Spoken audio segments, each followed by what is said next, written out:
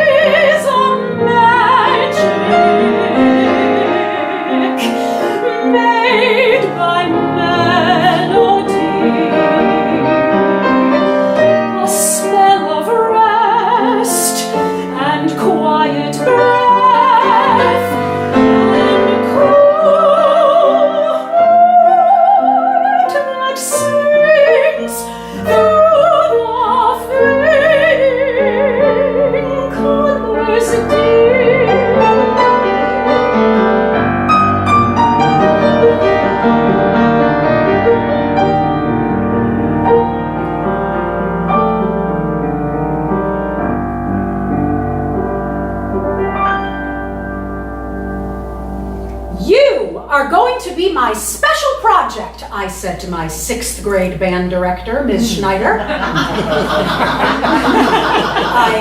am I? She looked at me a bit incredulously. It was a magnet school that focused on language and the arts. And all of us smart kids could choose a teacher in the enriched program for a special project. I had met Ms. Schneider in the fall when I told her I wanted to play clarinet in the band. So she came back the next week with a project all planned out. What a project it was.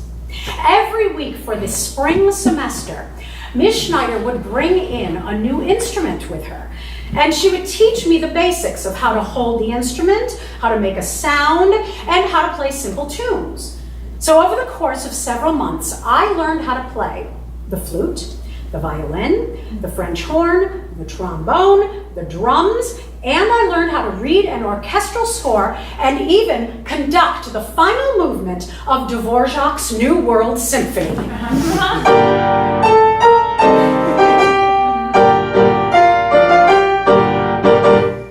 an hour every week, we would be completely immersed in new sounds and experiences. And I welcomed the diversion. It was that year that my dad got remarried. My whole world had changed. I felt like I lost my dad. But Ms. Schneider saw me, and music saved me.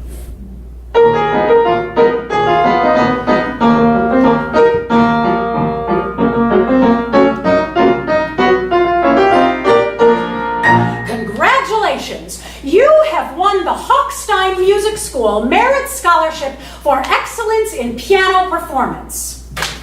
And I won it several years in a row. I was good. I was playing Mozart and Beethoven sonatas, Rachmaninoff preludes, and Brahms intermezzi when I was in junior high. And I was encouraged by a gentle, intelligent, handsome piano teacher, Mr. Werner. The first piece that he ever gave me was Chopin's Waltz in C-sharp minor.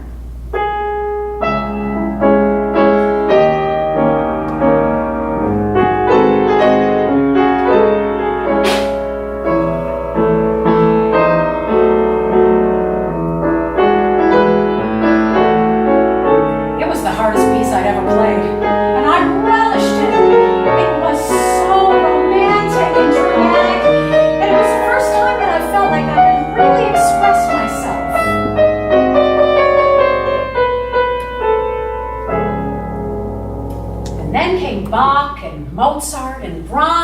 Rachmaninoff and Debussy, each piece harder than the last. And truth be told, many of these pieces were beyond my technical ability. I had this little problem. I didn't like to practice. I was a bit of a wunderkind. I could sight read and almost anything. But what that really meant was that I could fake my way through almost anything. So I would sight read my repertoire the night before my piano lessons, and Mr. Werner was impressed. My technique improved very little. You actually have to practice technique for it to get better. But that didn't matter. What I had was innate musicality, and that's what he saw. Mr. Werner saw that I felt the music very deeply, that I could turn a phrase and express passion in the music that was far beyond my years. And he recognized that by completely immersing myself in that passion, especially that of the romantic composers, was my escape. My escape from the teenage angst I felt more and more. Mr. Werner saw me, and he gave me the outlet that I needed.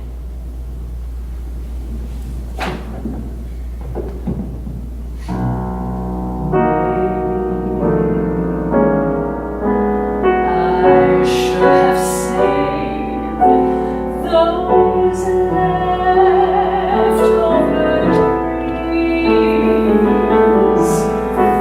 Funny, but here's that rainy day.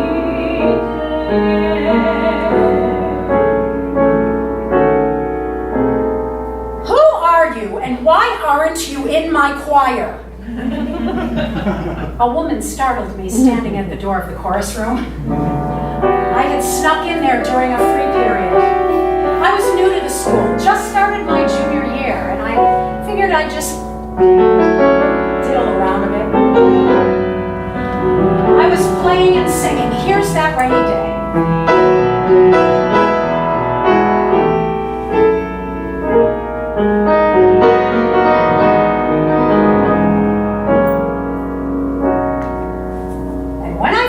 I heard, who are you and why aren't you in my choir?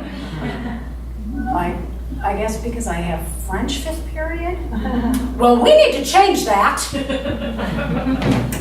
Miss Smith was this fiery, crazy, passionate woman who lived to teach.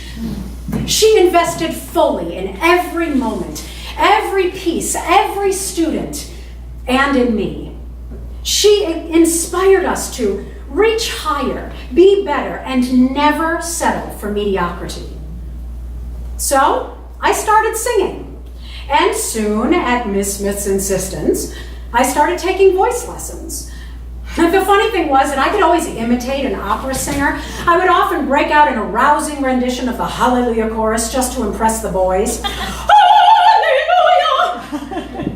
And then what I discovered was that fake opera voice was actually my real voice. And then Miss Smith cast me as Maria in West Side Story, and that was it. Being on stage, singing high notes, being dramatic, and getting the last bow was infectious.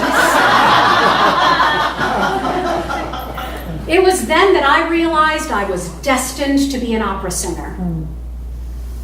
What Miss Smith did not realize when she saw me at the piano that day was that 2 days before, I was in a courtroom with my mom and dad in a custody battle. I was feeling broken, and music was my respite. And Miss Smith saw me, and ultimately, she saved me.